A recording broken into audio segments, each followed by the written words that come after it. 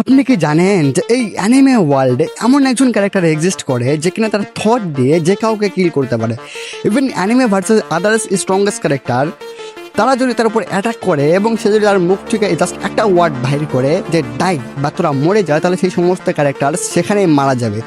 শুধু তাই না, তারা এই অ্যাবিলিটির কারণে তাকে অ্যানিমে ভার্সাসের সবচেয়ে স্ট্রংগেস্ট প্রোটাগনিস্টগুলোর মধ্যে ধরা হয়ে থাকে। ইভেন সে তার এই অ্যাবিলিটি ইউজ করে অলরেডি গডস এবং ডেমন্সদের কিল করে রাখছে। সে শুধু সাধারণ গডস বা ডেমন্সদের কিল করে না, সে যাদেরকে কিল করছে তারা সুপিরিয়ার বিংস ছিল।